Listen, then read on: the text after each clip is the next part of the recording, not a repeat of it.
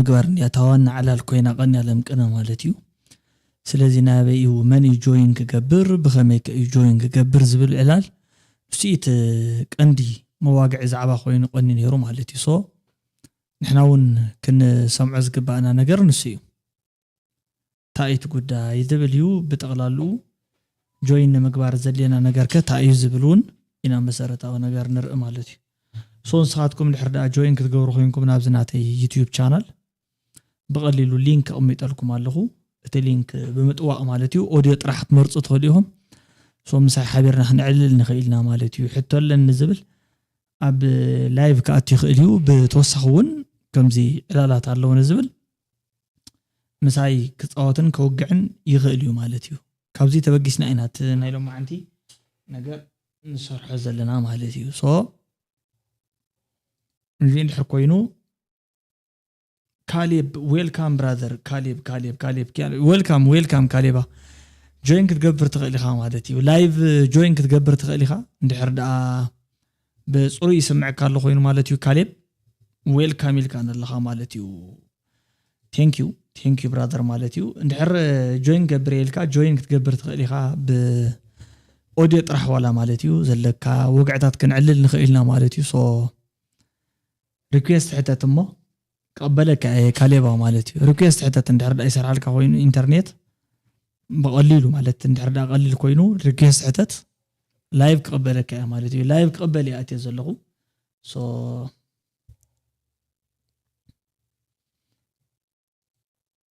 معوال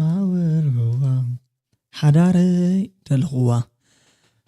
ناي لايف سيشن يزلو مالتي تعلامه لايفيو ناي لما عند لايف سيشن دليت وزغونه سبعاتيو كحاتت يقولوا مالتي مبزحاتو سبكات هيدي زبلقنيو اتي غلغله سب في الله مالتي اتاشدن نمنتا لايف زيت اتونا لايف كناتو ندلينا እንደተባለ قني يرو مالتي ስለዚህ ንሕርዳ لايف ለሊኹም ሲ انه ميدا انه فرز غلقلكم يلن مالتي سو نمنታይ ካቲ ዝበለሰብ ንሕርዳልዩ لايف ከቶ ريدي مالتي سو ريدي مخانيكا يري لكم بتكبار كاتي خليه بدس ولا ساعات انا اتو يبل لكم مالتيو لايف نمتاوسي زدل نجر كرايتيريا لينك لكم مالتيو ابزا لينك بمطواقهم مساي جوين تقبروا مالتي سو نت لايف زلكم زغونه تقلصوا نجر نحرد اليوم لايف تتحيزو يتحتو قالت له نجر راديو مالتي وزحت غزي خمزي تايز بحالي نيرو مالتي اب لايف كاتخلخو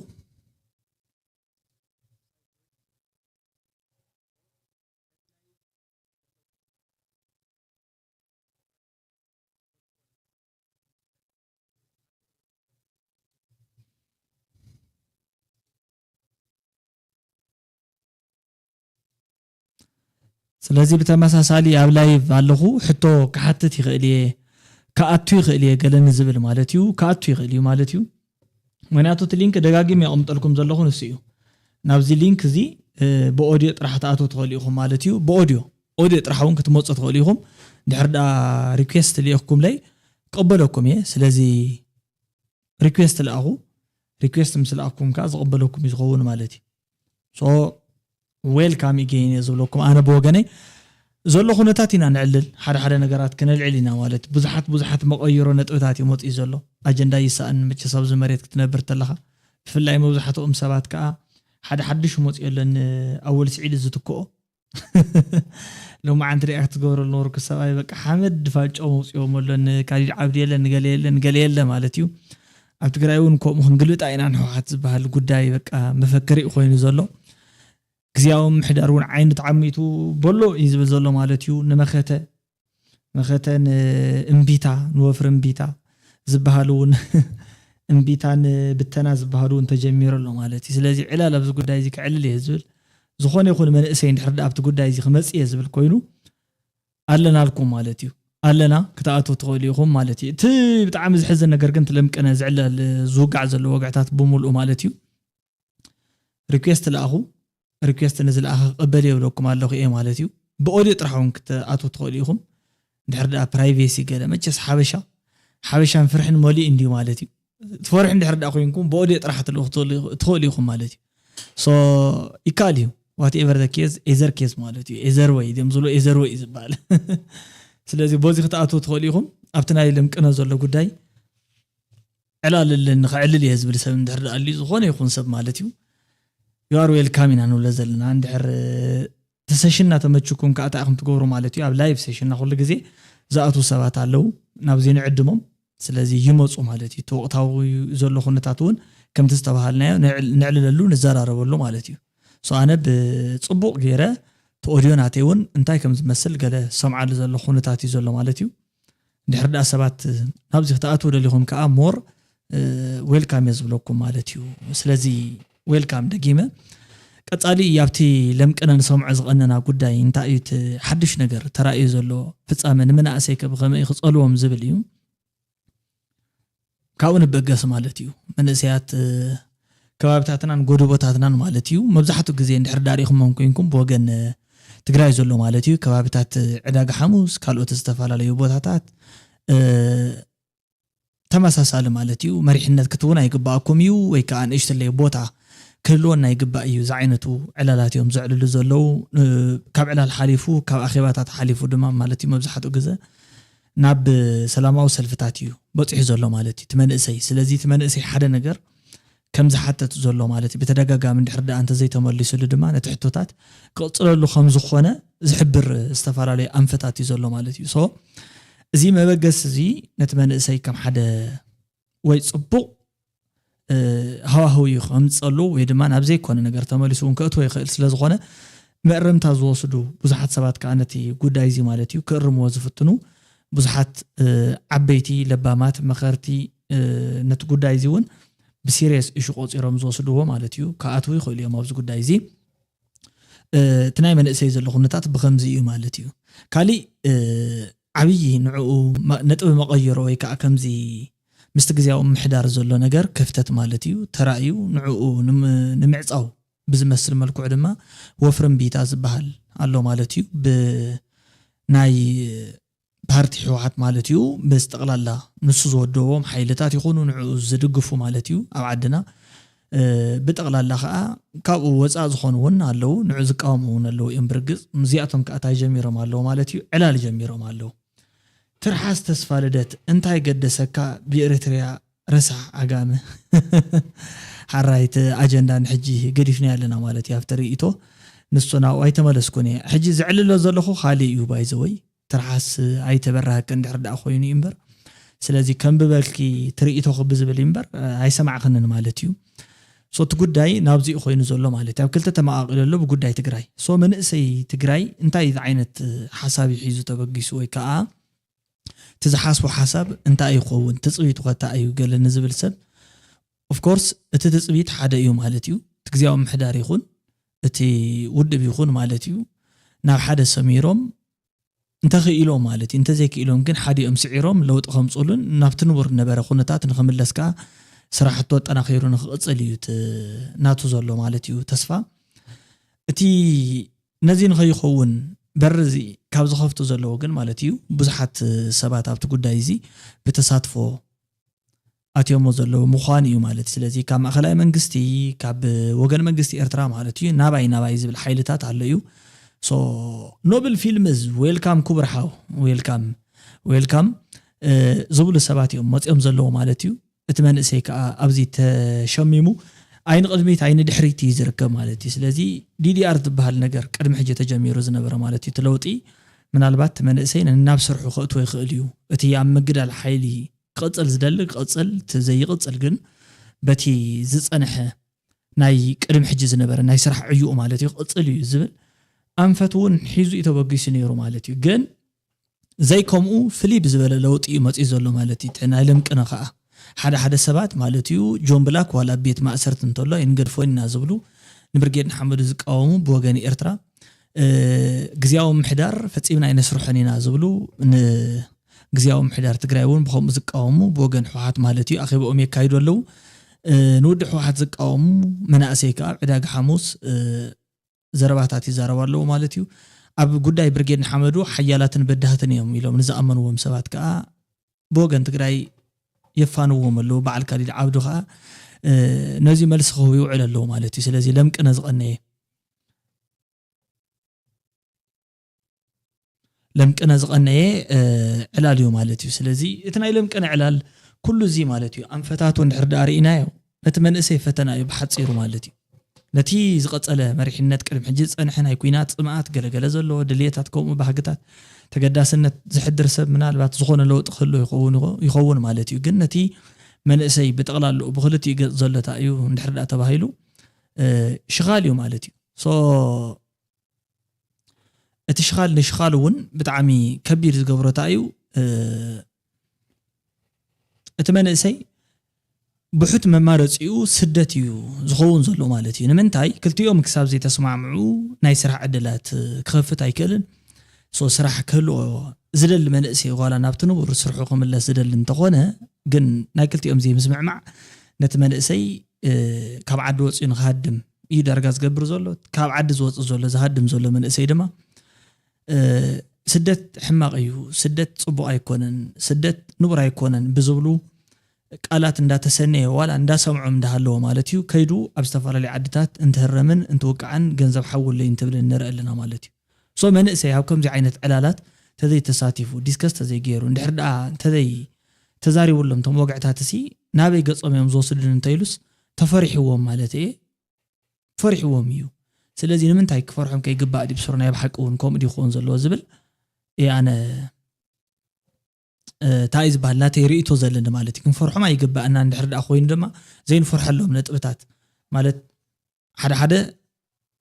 ትፀገሙ ነቲ በዓል ፀገም ብምሃብ እቲ ረሃዋ ድማ ንሕና ተኻፈልቲ ብምዃን ክንካይዶ ንኽእል ኢና ናይዚ መቐፀልታ ዝኾነ ቻነል ከፊትና ድማ ብዙሓት መናእሰያት ብጉዳይ ሰላም ክዝትዩ ነንባዕላቶም ማለት እዩ ሰላማዊ ዝኾነ ዕላላት ክዕልሉ ነንባዕላቶም ከውግዑ ምስቲ ሰላም ዝደሊ ሓይሊ ማለት እዩ ክረዳድኡ ብወገን ኤርትራ ዘለዎ ብወገን ትግራይ ዘለዎ ማለት እዩ ሰላም መማረፂ እዩ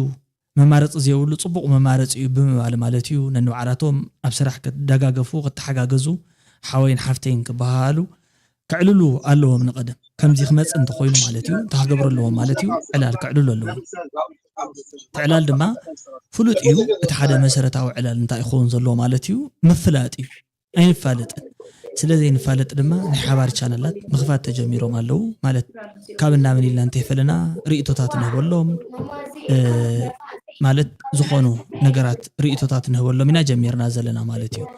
ሶ ነዚ ንክንገብር እቲ ዕድል ምስተማቻቸወልና ብዙሓት ሰባት ከዓ ማለት እዩ ነቲ ጉዳይ እዚ ከም መቐፀልታ ጌርና ማለት እዩ ክንሰርሓሉ ይግባእ ኢልና ጀሚርና ኢና ብዙሓት ሰባት እውን ክፅምበሩና እዮም ዝብል ሓሳብ ሒዝና ኢና ተበጊስና ማለት እዩ ሶቲ ጉዳይ እዚ ናበይ ይበፅሕ ዝብል ናብዚ ክበፅሕ እዩ ዝብል እዩ መፂኻ ነርካ ሓደ ዕዱም ጋሻ ኣቲኻን ነርካ ማለት እዩ ፅቡቕ መፂኻን ነርካ ስለዚ እንድሕር ዳ እቲ ሊንክኻ ጆይን ጌርካሲ ቪድዮ ተይኮነ ብኦዲዮ ጆይን ክትገብር ደልየካ ነይረ ማለት እዩ ሶ ብኦዲዮ ትመፅእ ትኽእል ነርካ ኢኻ ማለት እዩ በዚ ምሕፋር የድልዮን ኣብዚ ንምዝርራብ ማለት እዩ በረኸት ሕልና ዋው ሓውሽደን መጀመርታ ግዜ ኣብ ላይቭ ብሮ ግና እዛ ማይክ ካብ ገጽካ ይተወርዳን ኢኻ ንታሕቲ ግበሮ ገጽካ ይኸውል ኣሎ ሕጂ ኸ ይረአ ኣሎ ዶ ማለት እዩ በረኸት ሕልና እንኳዕ ድሓን መጻኻ መጀመርታ ደስ ባህሊ ትሕዝቶታት ንኸቕርብ ማለት እዩ ካብ ዝመኸሩ ንሰባት ሓደ እዩ ማለት እዩ በረኸት ሕልና ሶ ልክዕ ከም ሽሙ በረኸት ሕልና እዩ ማለት እዩ እስኪ በረኸት ሕልና ብድምፂ ጥራሕ ላይቭ ማለት ክታእቶ እንድሕር ዳ ኮይንካ ኣብዚ ልኢኸዮ ዘለኹ ናይ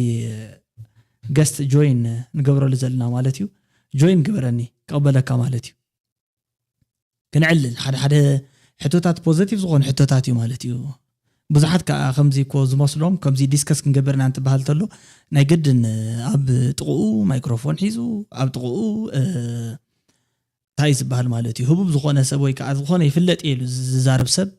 ኣታ ከመይ ጌርና ኢና ሞ ጆይን ክንገብሮ ገለ ዝብል ፍርሕታት ኣለዎም ሶ ነዚታት ማለት እዩ ዲስከሽን እዩ ብሓፂሩ ትዕላልታ እዩ ፆታ ወግዒ ማለት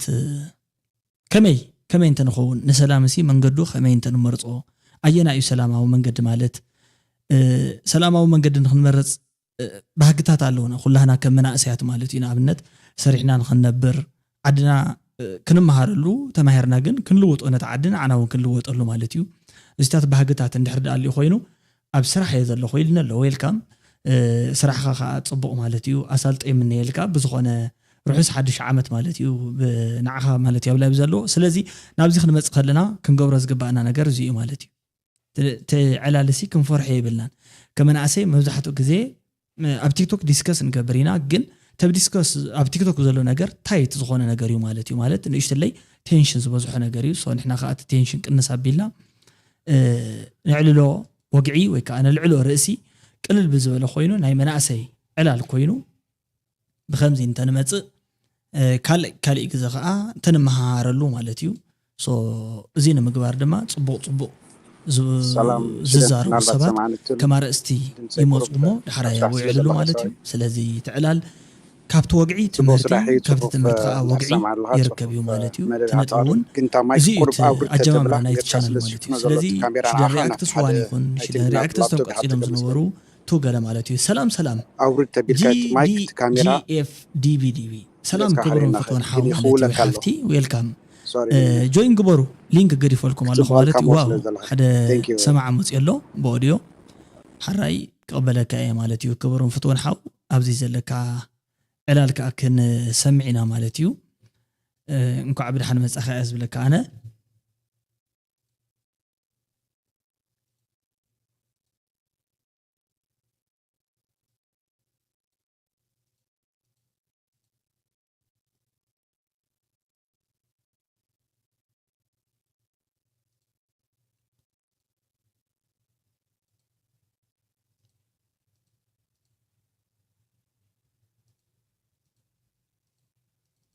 فيديو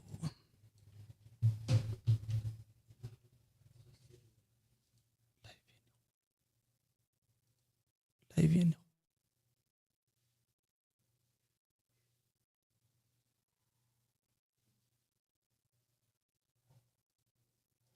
ريفريش حجينا بناي لايف سيشن نأتولو بروجرام عنقيصنا دلو مالتي وصيليو كبر سمعي بتماساسالي وصيخا اخاي مسلن مالتي سو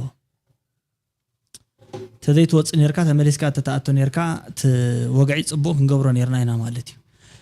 سو تمليسكم من خطاتو بتي لينك مالتيو كليك غيركم اتو سو ابتي لينك نعل مالتيو نلعل ايديا نلعل حساب نلعل مالتيو ديسكس نغبرو لهم وغعتات اندا مرصنا ديسكس نقبر كل جزية لايف مخنياتو سب بزح مبزحتو مالتيو دمصي زخونه يدليو سو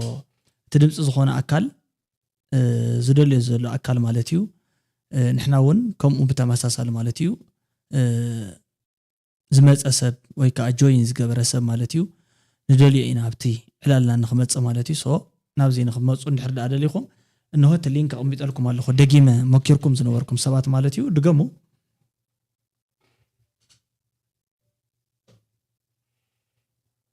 منبار سلام شدو سلام منبار بميله منبار بميله ودي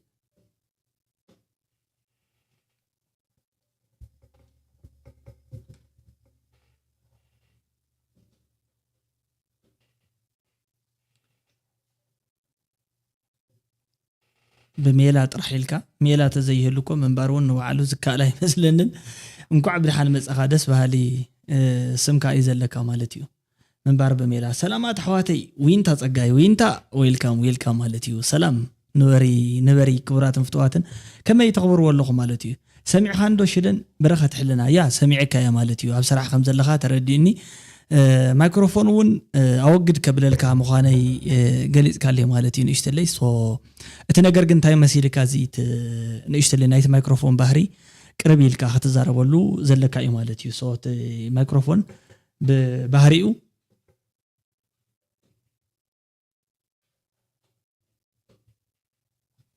ዳይናሚክ ማይክሮፎን ዝበሃል እዩ ማለት እዩ سو دايناميك مايكروفون دمروني شكراتي واي وين تصقاي شدن عبيسب كما يالخا ازيز فوتوكا زبيب عقباي كبرتن فتوتن حافتي مالتي انكو عبد حان مصخي زبيب كم شمك مالتي زيتي اللي أخلكم زلخو لينكيو كبرات فتواتن حوات مالتيو سو جوين جبر مالتيو جوين نحر أجيرنا أبزي خنا عللنا مالتيو خنص أوتينا بزحت بدمس طرح خايكم جوين تجبروا نحر أفريحكم مالتيو كاميرا أنا كفرح معاتي قال تبل سبعة تقيمكم بزي اللي أخلكم زلخو لينك كليك جيركم تأتوا مالتيو كاود حر بدمصهم طرح قبلكم مالتيو سو تيترنا قصكم زرباكم تقصلوا مالتيو على حنتي زفرح نجار يقولكم وين تاتقاي دمروني شكوراتي دمروني شكوراتي ريك الله بايزوي اب استفراليو نا يوتيوب channelات እንዳخدكم مالتيو دمروني حواتي دمروني شكوراتي دس بهاليتي ازام دمار صبغتي مالتيو اسكي نفقري دمامرنا يسبال بحصيرو بزخونه ابتي ارستي كمرستي غير حزيه مصي زنوركم لما عنتي تمساسال ويلكم مصي له مالتي حدا سمعي يسمع له دو هلو يسمع له دو كبرون فتون حاو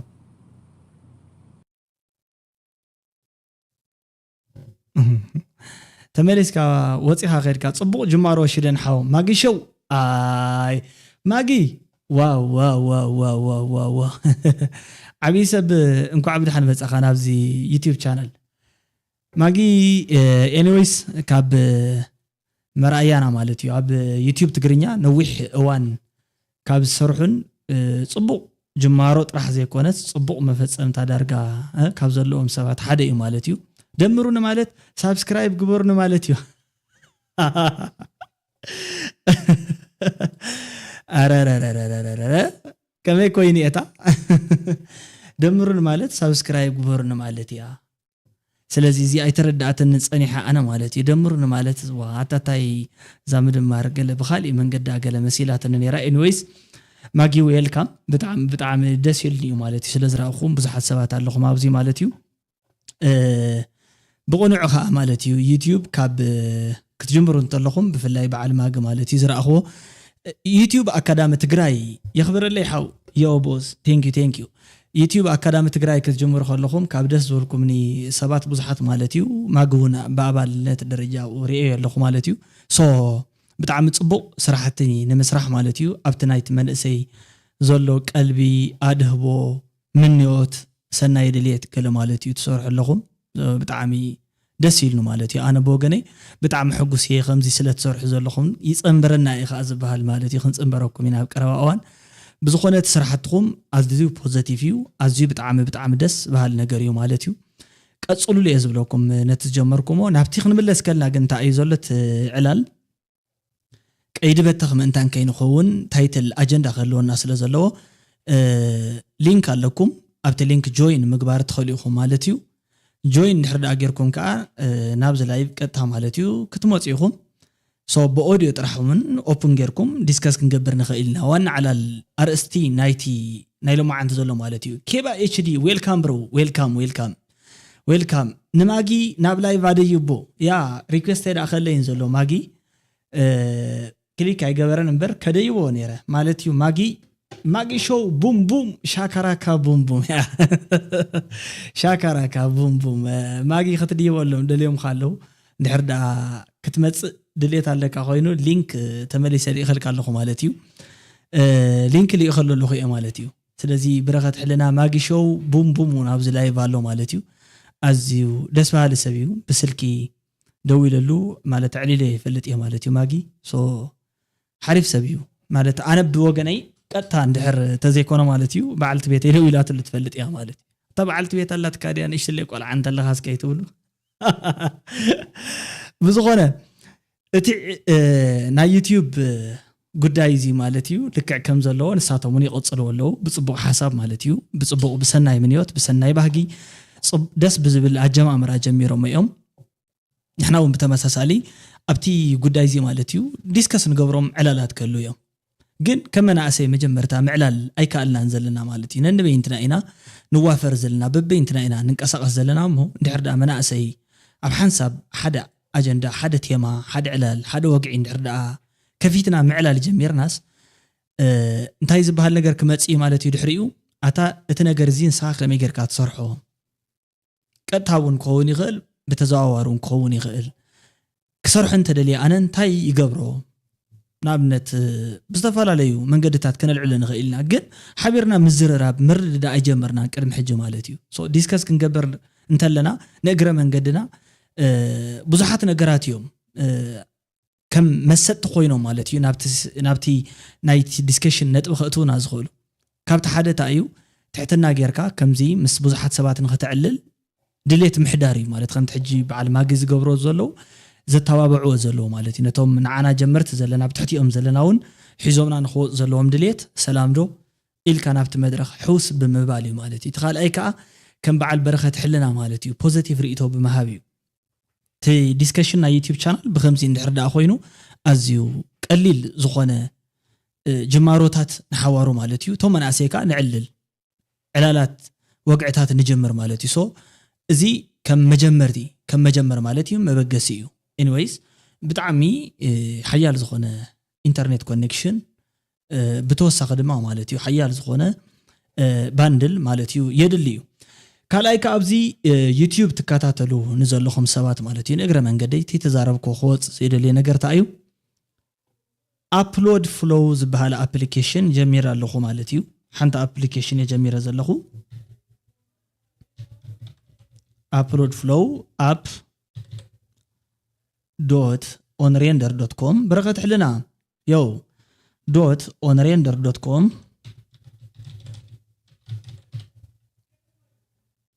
/SEO كساب حجي قدم حجي نفولطو مالتي يوتيوب كنسرح انت لنا زقاطمنا حدا نقرات نيروم نساتهم كا مالتيو نمفتح ገንዘብ የድልየና ነይሩ ማለት እዩ ገለገሊኦም paid version እዮም ገለገሊኦም ከዓ ንምግዛእውን ማለት እዩ ዝተፈላለዩ ካርድታት ከም ማስተር ካርድ ገለገለ ዝኣመሰሉ ነገራት የድልዩና ነይሮም ማለት እዩ ቅድሚ ሕጂ ብነፃ ሰሪሕ የለኹ ማለት እዩ ኣብቲ ሊንክ ኣቕሚጠልኩም ዘለኹ ሰርች ግበርዋ ኣቲኹም ዲቨሎፐርስ ስለዝኾንኩ ማለት እዩ ብነፃ ተሰርሐ እዩ /SEO ኢልኩም ድሕር ዳ ኣቲኹም ማለት እዩ upload flow ሽደን ክቡር ሰብ ከመይ ኣለኻ ፍናን ተኽለ ሰንበት ፍናን እዞም ኩሎም ሕጂ ኣቲኹም ዘለኹም ማለት እዩ ዘቢ በረካት ሕልና ፍናን ተኽለ ሰንበት ኩልኹም ማለት እዩ ተተባብዑኒ ደስ ዝብል ርእይቶ ጽሕፉለይ ሰንበት እዩ ሰባት ኢኹም ማለት እዩ ክቡራተይ እንኳዕ ብድሓን መጻኹም ማለት እዩ ኣዝና ዲስከስ ንገብረሎም ኣርእስታት ኣልዒልና ኢና ተበጊስና ዘለና ማለት እዩ ንሕውነት ብጣዕሚ ኢኻ ንፍዕ ቀጽለሉ የቐኒየለይ ማለት እዩ ካባኻትኩም ኣይበልፅን ንሕና ማለት እዩ ማይክሮፎን ሒዝና ወይ ስቱዲዮ ከፊትና ንዛረበሉ ስለ ዝኾነ ተዛዕባ እምበር ካባኻትኩም ዝበልፅ ዛዕባ ዘለዎ ሰብ ከምዚ የለ እዩ ብሓፂሩ ክሪኦ ተለኹን ማለት እዩ ንስኻትኩም ኣብ ኮይንኩም ንኽንገብሮ ዲስከስ ግበሮ ጉዳይ እዚ ገለገለ ኢልኩም ተተባብዑና እንተለኹም ወይ ካለ ማዓንቲ ዝሃብከያ ርእቶ ገለ እንትትብሉ እንተለኹም ብፅቡቕ መንገዲ ክትሃንፁና ትበገስሉ ሓሳብ ማለት እዩ ናታትኩም ይበልፅ እየ ዝብል ኣነ ብወገነይ ማለት እዩ ግን ንድሕረ ደጊም ማለት እዩ ብዙሓት ሰባት ማለት እዩ ዋው ሽደን ሓውና ኣታጅግና ትርሓስ ብርሃነ ዌልካም ትርሓሰይ ማለት እዩ እንኳዕ ደሓን መጻኺ ትርሓስ ሓፍተይ ማለት እዩ ሽደን እዚ መደብ ካበይ ዓዲ እዩ ዝፍነው ዘሎ ዝመደብ ዝፍነው ዘሎ ባይዘይ ካብ ኢትዮጵያ እዩ ማለት እዩ ክትፈልጦ እንድሕር ዳ ደሊኻ በረኸት ሕልና ካብ ኢትዮጵያ እዩ ሕጂ ዝፍነው ዘለኹ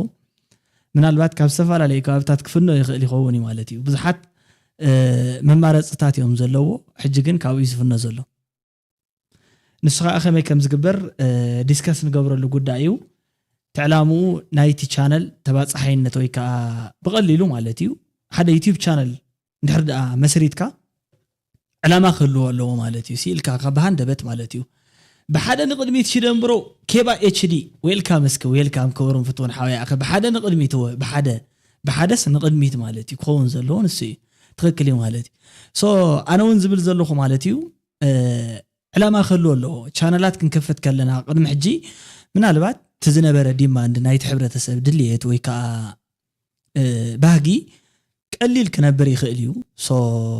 ሎሚ ግን ብኡ መጠን እንዳዓዘዘ ይኸደ ኣሎ ማለት እዩ ሓበሬታ ይደሊ ኣሎ ግን ሓበሬትኡ ፅፁይ ሓበሬታ ሕውነት ይደሊ ኣሎ ሕውነት ንሕውነቱ ካብ ጉርሒ ነፃ ዝኾነ ሕውነት ብዙሓት ነገራት ማለት እዩ እዚኣቶም ከም መበገሲ ጌርና ሒዝናዮም እንድሕር ዳ መፂና ኣብዚ እንድሕር ዳ ዓሊልና ኣሎ ማለት እዩ ኣብ يوتيوب شانل كفيتكا تيك توك كمزي محبراو ميديا نصبق نجار ندحر داتا تقيمنالو كندي زي سرح تأمر يلل مالتي سو تتأمرات نقصله يوم مالتي وا تيك توكرات راح اليوم دا كرياتيف اوارد خدالو نحنا يوتيوبراتهم كرياتيف اوارد خندالو اينا مالتي اوارد ابقرب اوان تصبيوا لكم ማለት ንፖዚቲቭ ነገር ምጥቃም ማህበራዊ ሚዲያ ካብዚ ምንታን ክንምሃር ነቲ መንእሰይና ወን ብስተወሰነ መጠን ማለት እዩ ብስተወሰነ መጠን ምናልባት ንሕና ሓጊዝናዮ ብዙሕ ነገር ዘይከውን ይኽእል እዩ እቲ ጉዳይ ማለት እዩ ወይ ከዓ ብዙሕ ነገር እታወት ዘይኮነ ይኽእል ግን ዘለዎ እንድሕር ዳ ወሩ ይርሓደ ሰፈራሕ ይበሃልን ይተባሂሉ ማለት እዩ ዘለካ ተደርቢኻ ፈራሕ ይትበሃልን ዘዘለካውት ዘዘለና ማለት እዩ ሕጂ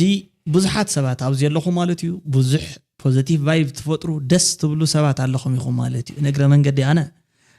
በቆጣጽራ ኣውሮፓ ወይ ከዓ ፈረንጅ ማለት እዩ ሓድሽ ዓመት እዩ ሓድሽ ዓመት ይመጸሉ ማለት እዩ ቅነቅነ ሓድሽ ዓመት እዩ ሶ ሃፒ ኒው ይር የዝብለኩም ማለት እዩ 2025 ብዙሕ ነገር ንልወጠሉ ኸውን ተስፋ ገብረ ኣነ በወገነይ ማለት እዩ ንኣብነት ራህዋ ዘለዎ ፍና እንተ ክለ ሰንበት ብሓቂ ንዓኻን ንማግን ክሪኤቲቭ ኣዋርድ ይግባአኩም ዌልካም ማለት እዩ ማገብ ዚ ቻነል እዚ ብጣዕሚ ፍሉጥ እዩ ማለት እዩ ማጊ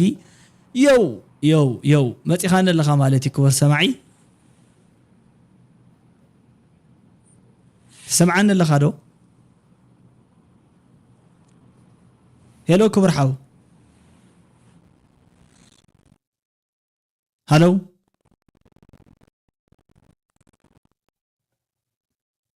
ሪቶኻ ገለጽ ክብር ሓው መፂኻ ኣለኻ ኣብ ላይቭ ኣለኻ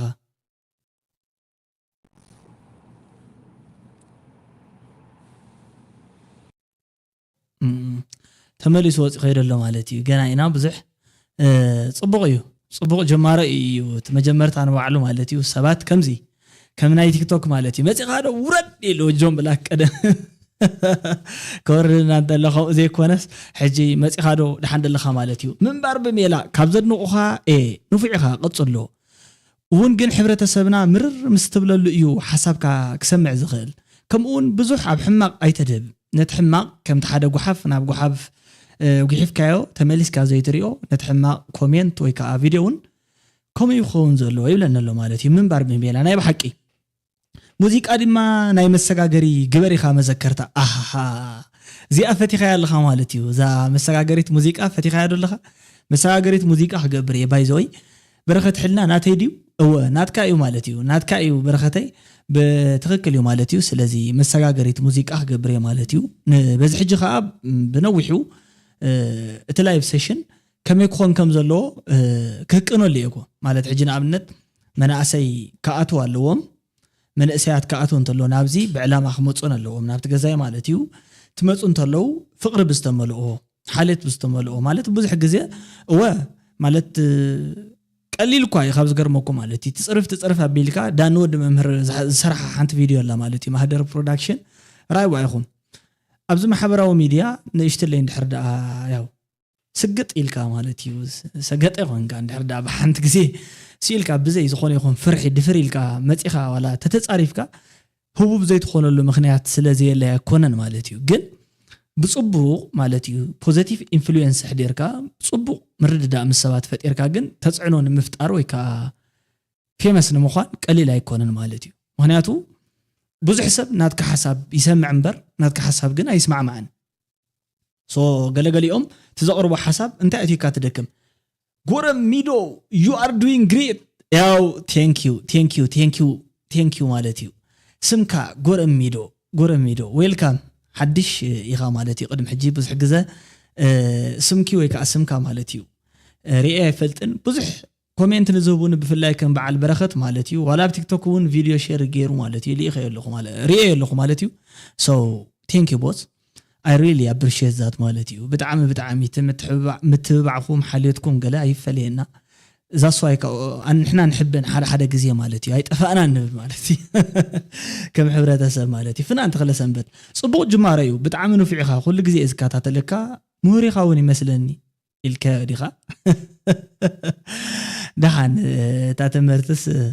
حنت رجرت يكون تايترفن من الوقت جنيه دحن مالتي كم صبغ ناي تمرتي تايز بال افافونت نيرن مالتي ግን ከዓ ነዚ ንምጅማር ማለትዩ ከምዚ ዓይነት ስራሕቲ ንምስራሕ ብዙሕ ትምህርቲ ወይ ካልእ ዘድልዮ ስለ ዝኾነ ኣይኮነን እቲ ጉዳይ ከምዚ ኮይኑ ማለት እዩ እንታይ ኣየድልዮ ተልኩም ተበጋስነት ሓልዮት ገለ ይዘድልየና ማለት እዩ ንንባዕልኻ ከዓ ምትሕግጋዝ ዝበሃል ነገር ኣሎ ሕጂ ኣነ ሓደ ቪድዮ ሰሪሕ ኣለኹ ሰማዕተይ ዌልካም سمع له تسفى قبل سمع لها بدنب ጌርካ ማለት እዩ نعها يسمع كان يدل الله ينوي እሺ ሓራይ سمي خان ግን ጽቦ ሓራይ እሺ ቀጽል እስከ ኣብ ስራሕ ስለ ዘለኸ ሶሪ እሺ خبرون ፍቶን ሓው መደብካ ጽቦ ወይ ኳሊቲ ገለ ኩሉ ብጣዕሚ ጽቦ ግን ሓንቲ ክሳዕ ገበካ ቲያ ማይክ ኣውርት ተብላ ምክንያቱ አይ ቲንክ ታ ካሜራኻ ብጎኒ ኻ ጌርካ ዘለኻ መስለኒ ዮ ገጽካ ፊት ንፊት ናፍቲ ላፕቶፕ ወይ ናፍቲ ኮምፒውተር ካ ይዘር ዘሎ እታ ካሜራ ግን ትኽውለካ ኣላ ነቲ ማይክ ኣውርዳ ብሎ ንታሕቲ ዮ ቴንክ ዩ ትኽውለካ ኢለ ካልእ ዝተረፈ መደብካ ብጣዕሚ ጽቦ ኣብዚ ጎደልኻ ክንርመካ ኢና ናትካ ይሰምዐኒ ዘለኹ እንድሕር ሰሚዕ ዓንዲ ግን ይዓኒለይ ቴንክ ዩ በርታ ክቡርን ፍትውን ሓው ያ ኣኺ ማለት እዩ ክቡርን ፍትውን ሓው ብጣዕሚ ጽቡቕ ዝኾነ ምኽሪ ይመኺርኒ ማለት እዩ እቲ ምኽሪ እንታይ ዝብል ካሜራኻ ብጎኒኻ ኣቐሚጥከያ ዘለኻ ይመስለኒ ያው ብጎኒ ኣቐሚጥ እየ ማለት እዩ እቲ ካሜራ ትኽክል እዩ ዘሎ ማለት እዩ እቲ ዝሃበኒ ርእቶ ከዓ እንታይ ዝብል ምናልባት ንሱ ዘይሰምዖ ዘለኹ እዩ መሲልዎ ብደንቢ ኢና ሰሚዕናዮ ማለት እዩ እቲ ኦዲዮ ከም ዝሰማዕኹሞ ንድሕሪ ሕጂ ከመሓይሸ ሓደ እቲ ዘሎ ኩሉ ባክግራውንድ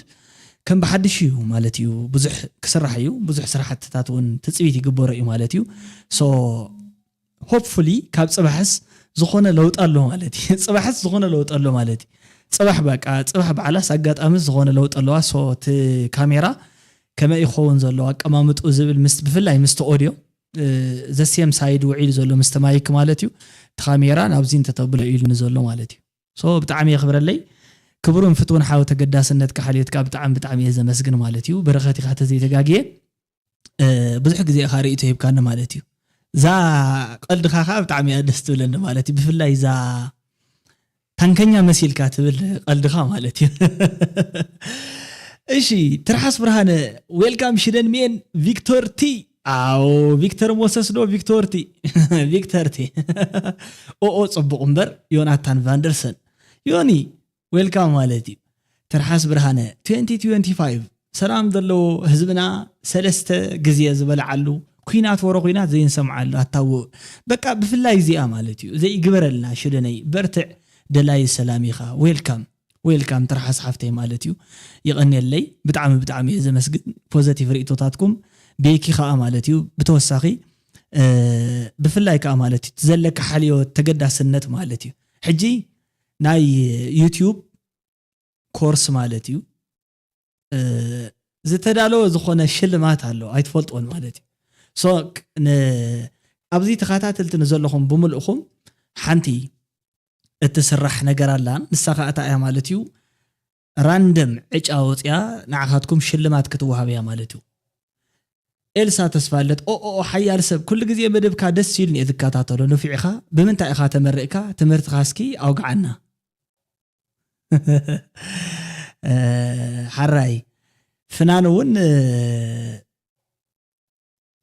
ከምኡ ማለት እዩ ሕቶታትኩም ተመሳሳሊ እዩ ትምህርቲ ኣነ ዝተመረቕ ኩሉ ማለት እዩ ሓዋሳ ዩኒቨርሲቲ ዝበሃል ኣብ ኢትዮጵያ ማለት እዩ ኣብ ደቡብ ክልል ዝርከብ እዩ ኣብ ሓዋሳ ዩኒቨርሲቲ ብኮምፒውተር ሳይንስ የተመረቀ ማለት እዩ ሶ ሶፍትዌር ዲቨሎፐር የብሓደ ወገኑ ማለት እዩ ወየ ሓደ ግዜ ዩቲዩብ ኮን እንተሎ ሸለል እንዳወልናዮ ማለት እዩ እምበር ብኮምፒውተር ሳይንስ የተመረቀ ማለት እዩ ናይ ትምህርቲ ባክግራውንድ ከዓ ሙሉእ ካብ ቀዳማይ ክፍሊ ክሳብ ሻምናይ ክፍሊ ማይ ኣድራሻ ዝበሃል ትምህርቲ ቤት ማለት እዩ ኣብ ሽረ እንዳስላሰ ሽረ ማለት እዩ ወዲ ሽረ ኣብ ሽረ የተማሂረ ካብ ሻምናይ ክሳብ 12 ድማ ማለት እዩ ፍሊ ካልኣይ ብርኪ ቤት ትምህርቲ ቃላሚኖ ማለት እዩ ቃላሚኖ ይበሃል ፍሊ ካልኣይ ብርኪ ቤት ትምህርቲ እዩ ስፔሻል ቦርዲንግ ስኩል ማለት እዩ ሶ ተሸላሚ ስለ ዝነበርና ተወዳዲርና ናዊና ጆይን ጌርና ማለት እዩ ሶ ድሕሪ ጆይን ምግባርና ከዓ ካብዚ ቤት ትምህርቲ እዚ ጽቡቕ ነጥቢ ሒዝና ወፂና ማለት እዩ ጽቡቕ ስነ ምግባር ጽቡቕ ዲስፕሊን ጽቡቕ ካብቲ ዲስፕሊን ብላዕሊ ኸኣ ማለት እዩ ጽቡቕ ፍልጠት ናይ ኤቲክስ ነገር ተማሂርና ወፂና ሐዋሳ ዩኒቨርሲቲ ብድሕሪ ጆይን ገይረ ማለት እዩ ብኮምፒውተር ሳይንስ ስለዚ 3.94 ሒዘ ኸኣ ተመሪቐ ማለት እዩ ሶ ግሬት ዲስቲንክሽን ማለት ሕጂ ናይ ትምህርቲ ኩነታት እንዲኹም ኣውጊዕኹም መብዛሕትኡ ግዜ ምናልባት ንብዙሕ ሰብ እኳ ኣብ ማተራ ይገብርን ሶሻል ሚድያ ብፍላይ ከኣብቲ ሕጂ ዘለናሉ ናይ ማሕበራዊ ሚድያ ሓደ ብጣዕሚ ደስ ባህሊ ነገሩ ታዩ ተቐቢሩ ዝነበረ ታለንት ኪንዮ ትምህርቲ ኪንዮ ሰርቲፊኬት ኪንዮ ወረቐት ተሓቢኡ ዝነበረ ታለንት ማለት እዩ ሒዚ እዩ ዝወፅእ ስለዚ ነዚ ኸ እዩ ማለት እዩ ሶሻል ሚድያ ብጣዕሚ ተመራፂ ዝገብሮ ማለት እዩ ለታይ ኣብርሃ ክብርትን ፍቱትን ሓፍተይ ማለት እዩ you are amazing you are always positive idea ማለት እዩ positive idea ይዘለካ ኢላትና ማለት እዩ በረኸት ሕልና ኣብ ቲክቶክ ኣላትካ ፖስት ገይረ ኣለኹ በረኸት ሕልና ታንከኛ መስልካ ያ ሪኤ ያስሕቀኮ በረኸት ሕልና ያ ትብል ኣካውንትካ ኣጋጣሚ ማለት እዩ ረኺበ ያኻ ብጣዕሚ መስጊነኮ ንቀደሙን ኣመስጊነ እየ ማለት እዩ ነቲ ዝሃብካ ንርእይቶ ኤኒዌይስ እንታይ ዲ መሲልካ ንእግረ መንገድኻ ከምዚ ሸለል መሲላ ከይትስምዕካ ኢለ ማለት እዩ ቤካ ሓወይ በረኸተይ እቲ ነገር ታይ መሲልካ እዚ ዳይናሚክ ማይክሮፎን ያጋጣም ኮይኑ ዳይናሚክ ማለት እንድሕር ኣነ ክሎዝ ተዘይ ኮይኑ ይካ አፕሮክሲሜትሊ ናው ክሎዝ ተዘይ ገረሲ ኣለዎ ማለት እዩ ትሪገር ይግበርን ማለት ኣይብገሰንት ማይክሮፎን ልክዕ ከምዚ ትሬሽሆልድ ኣለዎ ማለት እዩ ሶ ኣጋጣሚ ግን ትንስኻ ዝበልካያ ትክክል እዩ ሓደ ነገር ታዩ ቲ ካሜራይ ብቅድሚት ዘሎ ካሜራ ነሆረዮ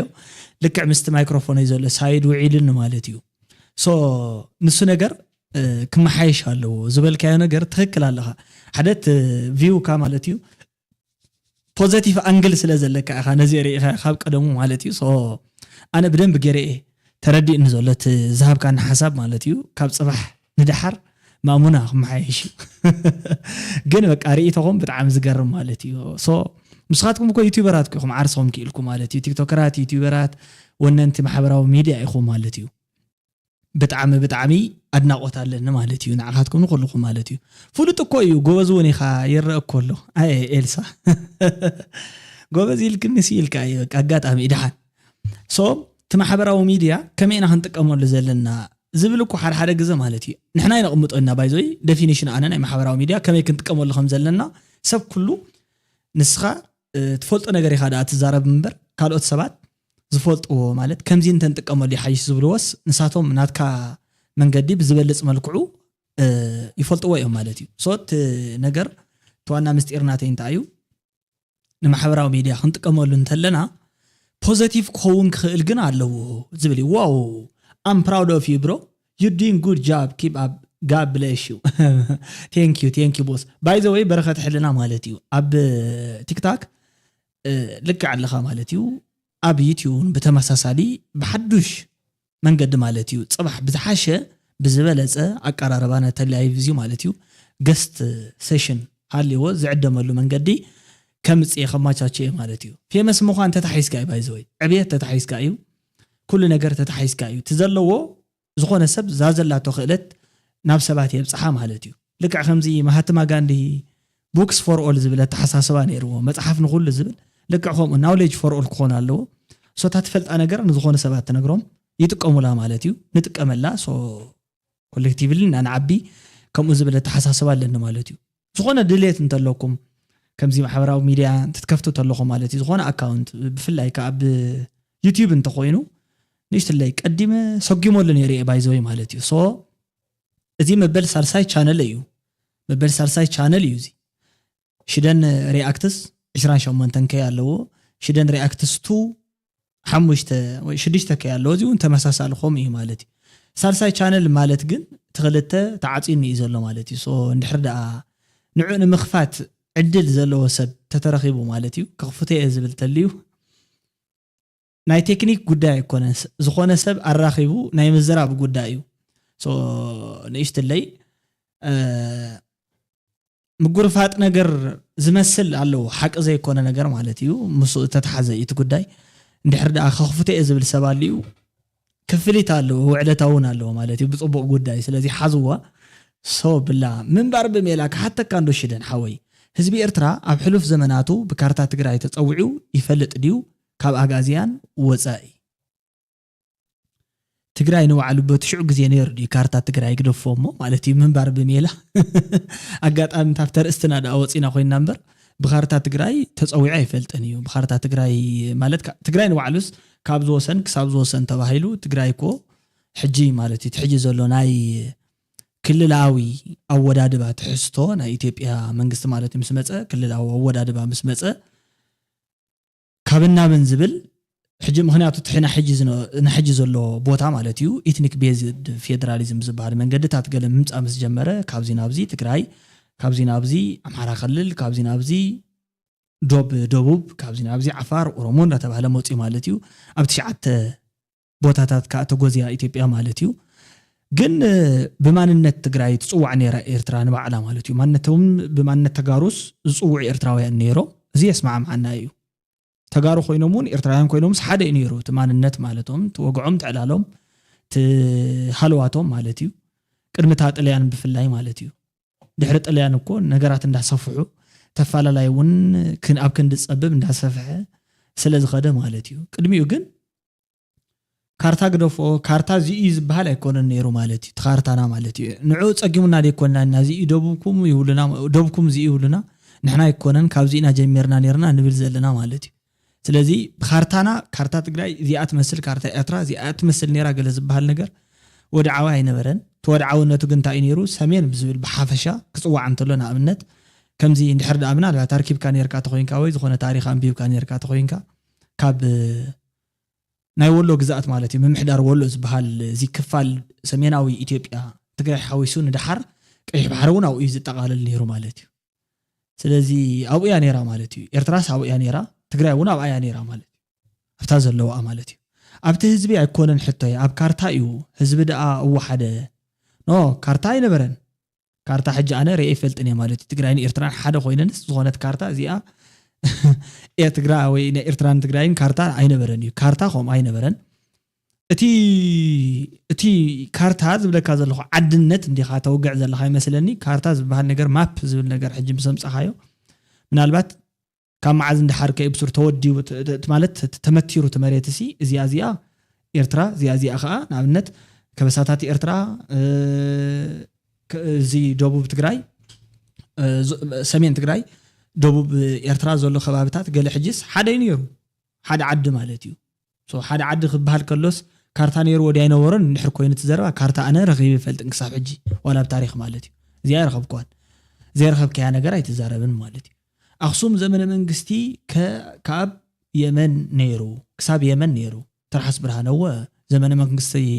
ናይ ስልጣን ኣክሱም ማለት እዩ የመን ይበፅሕ ነይሩ ማለት እዩ የመን ይበፅሕ ነይሩ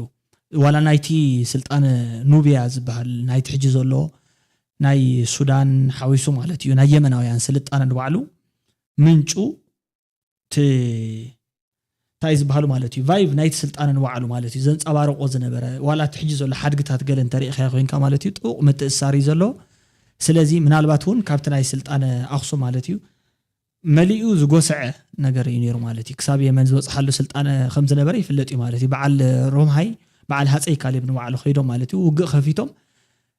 ሰራዊቶም መዲቦም ዘድሓነሉ ቦታ እዩ ነይሩ ማለት ስለዚ የመን ቀረባ እዩ ነይሩ ካብ ኣብ ትሽዑ እዋን ተን ዓበይቲ ስልጣነታት ዝበሃላ ሓንቲ ከምቲ ሕጂ ኩላህና ዝርከብናላ ማለት እዩ ናይ ኣብ ዩሮፕ ማለት እዩ ግሪክን ሮምን ዘሎ ስልጣነ እዩ ኣብ ዘመነ ስልጣነ ኣክሱም ማለት እዩ ካብኣቶም ትዛዓበየ ንሱ እዩ ማለት እዩ ስለዚ ብጥንታውነት እንተመፂኻ ምናልባት ክልተ ቦታታት ኣጠራጠርቲ እዮም ብጥንታውነቱ እንተመፂኻ እምበር ኣክሱም ብጣዕሚ ጥንታዊ ስልጣነ እዩ ማለት እዩ ካብኣቶም ግን እቲ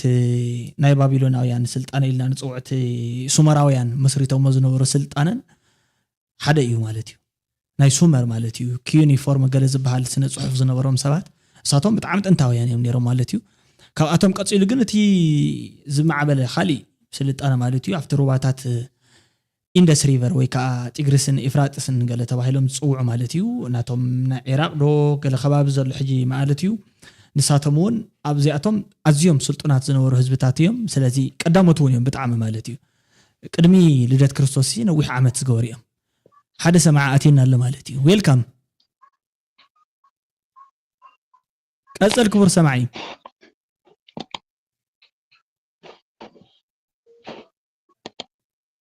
ሃሎ يسمع له بدن بغيره خبرهم فتون حاو ልደት ክርስቶስ ነው هو ቀጽል ክቡር ሰማዒ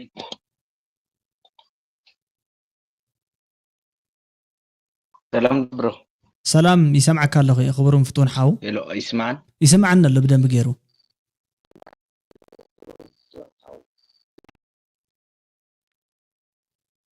سلام يو سلام سلام من كبل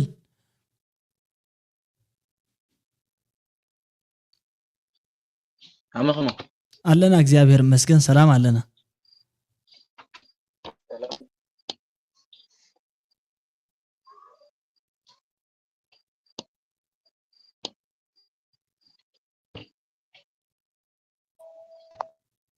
ወዲያ ኻይ አቲ ዘለ ይስማዕ ዘለ ባይዘወይ ተዛረብ ቀጽል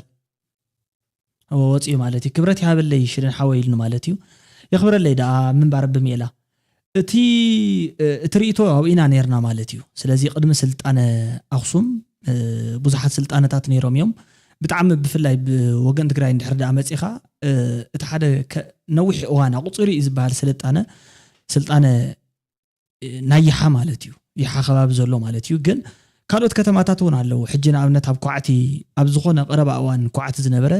ኣብ ማይድራሻ ዝበሃል ከባቢ ዘሎ ከተማ ንእሽተይ ማለት እዩ ወርቂ ገለ ዝወጾ ዝነበረ እዩ ዝተፈላለዩ ናይ ስነ ቅርጻ ቅርጽን ትሕዝቶ ስልጣነ ዓብይ ናይ ስነ ህንጻ ሜላ ዓቅሚ ክእለት ገለ ዝነበሮም ማለት እዮም ማለት ኣብቲ ዝወጽ ቅርስታት ኣብቲ ሓድግታት ብዓይነይ ስለ ዝረኣኽዎ ማለት እየ ነዊሕ እዋን ዝገበረ እዩ ሰብ ኣብኡ ከተማ መንባር እውን ይፈልጥ ነይሩ ኣጋጣሚ ወርቂ ገለ ነኹዕት ገለ ዝወጽ እዩ ማለት እዩ ስለዚ ምስኡ ተታሒዙ ብዙሕ ዘረባታት መጽ እዩ ሕጂ ኣነ ካብ ዝረኸብኩ ነገር ብጣዕሚ ዝገረመኒ ነገር ከተማ ንሱ ከተማ ሽረ ኣኽሱም ገለ እንትበሃል ቀደም ማለት እዩ ዘን ሕጂ ዘሎ ከተማታት ቅድሚ ምስራቱን ባዕሉ ዘይፍለጥ ቦታ እዩ ማለት እዩ ሕጂ ኣነ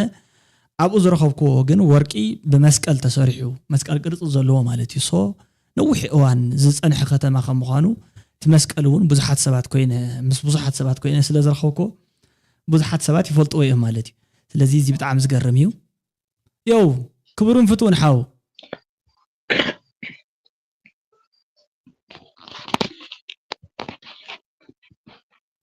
يسمعنا له كبرهم فتون حاو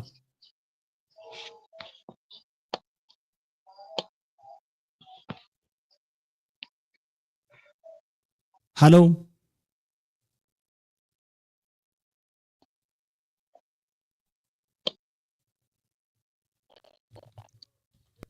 دحنا ديخا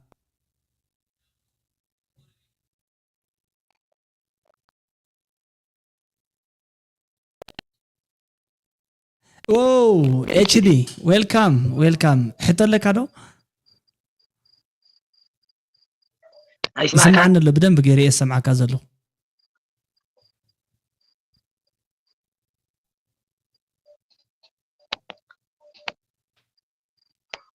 ኣለና ሽደና ማይ ብራዘር ማ ብሮ ሕቶታት ካስ ክቐጽል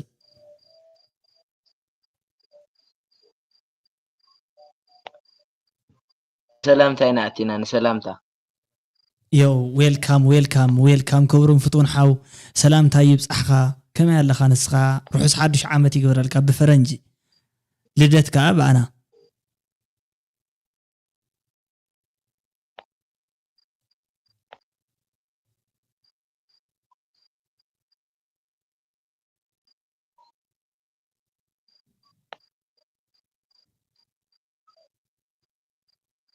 ኣለኻ ዶ ኣብ መስመር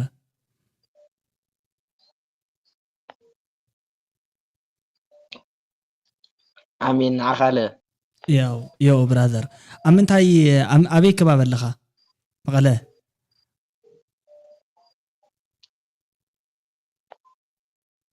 ኮኔክሽን ይቆራረጽ አለ መሰለኒ ረብሽና ካሽደና ክንወጽ ሽግር የለን እሺ ሓራይ ክብሩን ፍትሓው ቴንኪዩ ብጣዕሚ የዘመስግን ማለት እዩ ዌልካም ኤጌን ማለት እዩ ድሕሪ ሕጂ እውን ብዙሕ ግዜ ክትመጽእ ኮኔክሽን ሽግር የብሉን ከምኡ ከጋጥም ዝኽእል ነገር እዩ ማለት እዩ ክብሩን ፍትውን ሓው ሓራይ ክቡራትን ፍትዋትናን ማለት እዩ ኮኔክሽን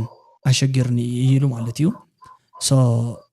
ካሊ መዓልቲ እውን ከምኡ ግዜ ሒዜ ክመጽእ ማለት እዩ ብዙሕ ግዜ ክመጽእ ክቡርን ፍትውን ሓወይ ማለት እዩ ኣነ እውን ክመጽእ ማለት እዩ ኣብ ላይቭ ክንራኸብ ኢና ብዙሕ ግዜ ንቕጽለሉ መዳኢ ዝኸውን ማለት እዩ ሶ ናይ ሎማዓንቲ ነገራትና እንታይ እዩ ከምኡ ኢልና ካብ ናብኒ ኢልና ጀሚርናዮ በቲ ናይቲ ኦዲየንስ ማለት እዩ ዕላል ከዓ ዳተሰሓብና ማለት እዩ ኣቲና የለና ማለት እዩ ብዝኾነ ግን ብዙሕ ዕሊልና ክነወግዕ እንዲና ንበዝሕ ሕጂ እውን ብተኸታታሊ ማለት እዩ ሎማዓንቲ እውን ቀሊል ኣይኮንና ንዕሊልናሉ ማለት እዩ ግን ሞሮፍ ቀጻሊ ንዕልሎም ዕላላት ማለት እዩ ሴሞን ቋንቋ እንግሊዝኛ ዘይትፈልጥ ላይቭ ኢልካ ኣርእስቲ ዝሃብካዮ ርእሲ ዓካት ምዃንካ እዩ ዘረጋግጽ ላይቭ ኢዝ ኖት ላይቭ እሺ you have no clue what the difference is